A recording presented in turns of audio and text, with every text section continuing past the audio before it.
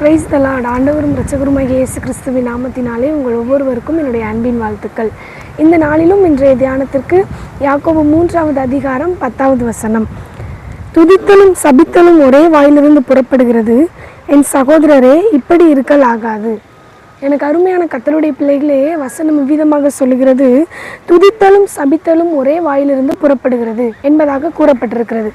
ஏசாயா 43வது அதிகாரம் 21வது வசனம் சொல்லப்பட்டிருக்கிறது, இந்த ஜனத்தை எனக்கென்று ஏற்படுத்தினேன், இவர்கள் என் துதியை சொல்லி வருவார்கள் என்பதாக அதில் சொல்லப்பட்டிருக்கிறது. தேவன் அவருடைய துதியை சொல்லி வரும்படியாக உங்களையும் என்னையும் அழைத்திருக்கிறாரு.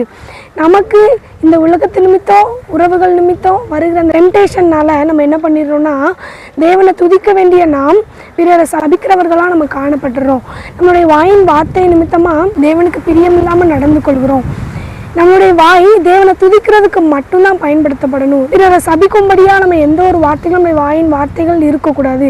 தேவனை மகிமைப்படுத்துகிற வார்த்தையாக மாத்திரம்தான் நம்முடைய வார்த்தை இருக்கணும். சாலமோன் எடுத்துக்கிட்டீங்க அப்படின்னு சொன்னால், அவர் தேவனுடைய சமூகத்தில் துதி செலுத்திட்டு தேவனை நல்லா ஆராதித்துட்டு வந்து ஜனங்களை ஆசீர்வதிக்கிறத நம்ம பார்க்குறோம். அப்போ நம்மளும் ஆசீர்வதிக்க கடமைப்பட்டிருக்கிறோம். ஆசீர்வதிக்க வேண்டிய நாம் தேவையில்லாத வார்த்தைகள் நம்மளுடைய வாயின் மூலமாக பேசி நம்ம அவதூறாக நடந்து கொள்ளக்கூடாது. அப்போ நம்மளுடைய வாயின் வார்த்தைகள் ரொம்ப கவனமாக இருக்கணும்.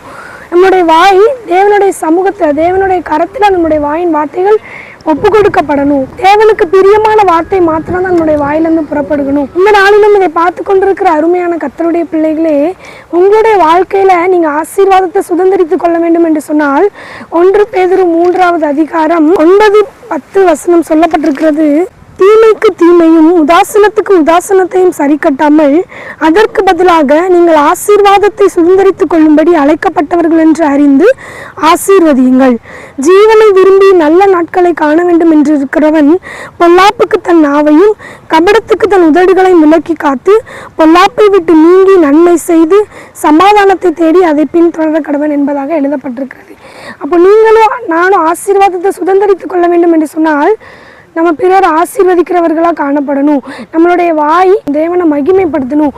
எனவே இதை பார்த்து கொண்டிருக்கிற நீங்கள் உங்களுடைய வாழ்க்கையில் தேவையில்லாத வார்த்தையை பேசுவதற்கு இடம் கொடுக்காம உங்களுடைய வாயை தேவனுடைய கரத்தில் ஒப்பு கொடுத்து பிறரை ஆசீர்வதிக்கிறதற்கு நீங்கள் முற்படுங்க. தேவன் உங்களையும் உங்கள் குடும்பங்களையும் ஆசீர்வதிப்பார். God bless you.